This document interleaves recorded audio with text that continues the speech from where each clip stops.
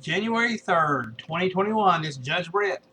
And this week, we're going to have the House officially confirm or object to the electoral votes, which showed Biden win by fraud, it looked like. But anyhow, we're going to do this. So we did this 20 years ago this week on January 7th, 2001 with Al Gore and George Bush. And anyhow, you have a few House Representatives objection here, but you didn't have any Senate object. As you see, Jesse Jackson Jr. said, "It's sad day in America we can't find a senator to sign this objection," said Representative Jesse L. Jackson Jr., Democrat of Illinois, as he stared at the rows of senators, including Democrats who considered it fertile to divulge to keep up the election battle.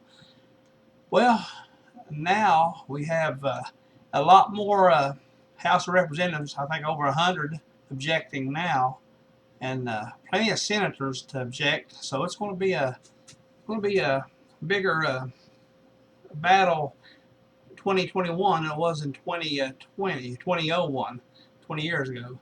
But you can see right here, I have it on, if I can find it here, have it on video, exactly what happened from the House, and Al Gore, when he presides over he was the vice president then, he presides over the Senate, or the House of Representatives, which he's over the whole thing, as his title is. But you can go here and you can see exactly what happens here, but this is going to be mild compared to what's going to happen here in 2021 on the 6th, 3 more days.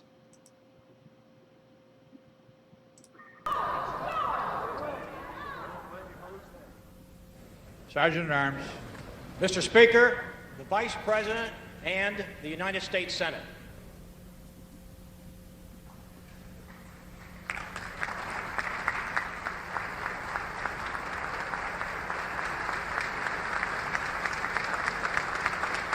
The gentleman has a point of order.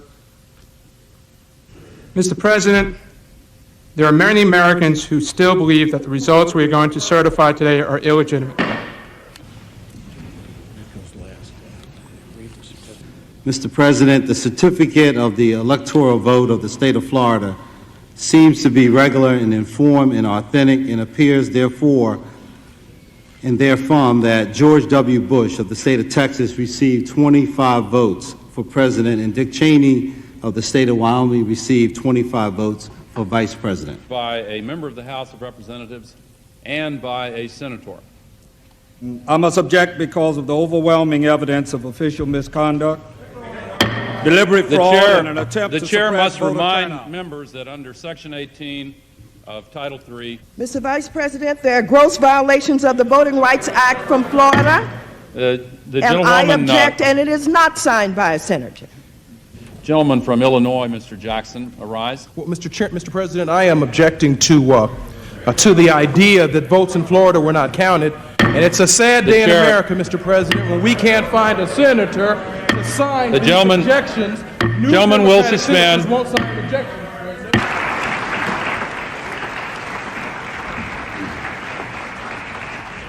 And hereinafter referred in this certificate of the 2000.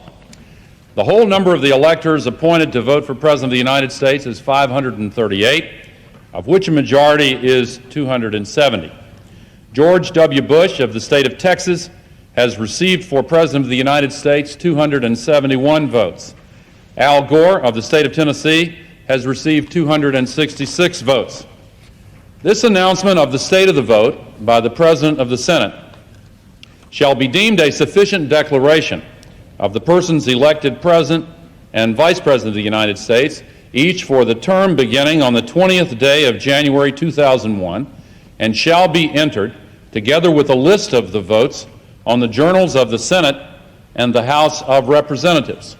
May God bless our new President and our new Vice President, and may God bless the United States of America.